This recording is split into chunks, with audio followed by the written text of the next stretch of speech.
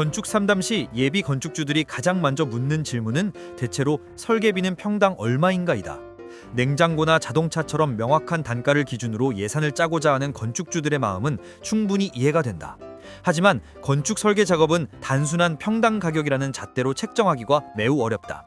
건축 설계비가 면적, 평수에 비례하지 않는 이유는 간단하다. 건물의 크기, 평수가 같더라도 설계자가 투입해야 하는 노력과 시간이 완전히 다르기 때문이다. 가령 30평짜리 단순한 직사각형 주택을 설계하는 것과 동일한 30평이라도 고난도의 형태, 복잡한 인면 또는 까다로운 부지 조건을 가진 주택을 설계하는 것은 요구되는 기술과 작업량이 크게 차이난다. 평당 가격만 고수한다면 건축사는 난이도가 낮은 작업만을 선호하게 될 것이며, 이는 건축주가 원하는 최적의 디자인을 얻지 못할 수도 있다는 것을 의미한다. 따라서 건축 설계비는 다음과 같은 세 가지 핵심 요인에 의해 결정된다. 설계비는 부지의 조건과 평면의 복잡성에 의해 크게 좌우된다. 평지에 비해 경사지, 협소지 등 까다로운 조건을 가진 땅은 건축법규, 일조권, 사선 제한 등을 해결하기 위한 고도의 전략과 복잡한 기술 검토가 수반된다.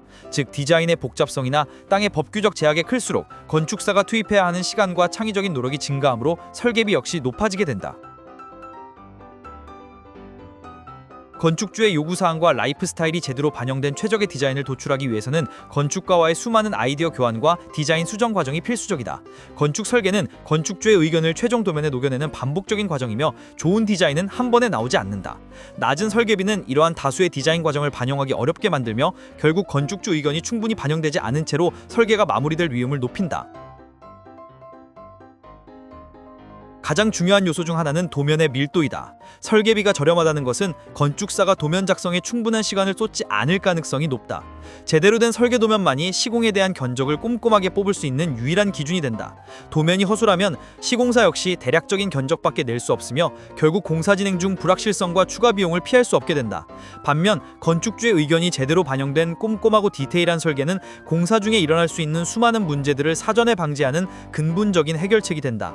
결론적으로 건축 설계비는 비용이 아닌 미래를 위한 투자이다.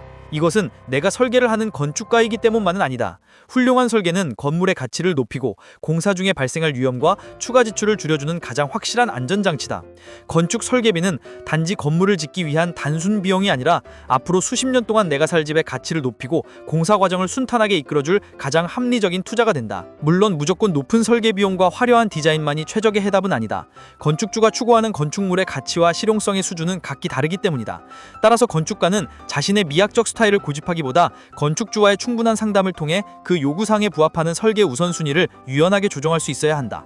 하지만 설계의 본질적인 가치를 배제하고 단순히 평당 얼마인가라는 비용 기준만을 내세워 작업을 시작한다면 그 요구에 맞춰 저비용 단기 작업을 선호하는 불량한 건축가와 연결될 가능성이 높다. 이러한 방식은 결국 설계 품질과 완성도를 훼손하고 잦은 설계 변경 및 시공 오류로 건축주와 시공사 건축가 사이에 심각한 분쟁을 야기하게 된다. 이는 장기적으로 건축물의 가치를 떨어뜨리고 큰 손해를 초래하는 결과를 낳는다.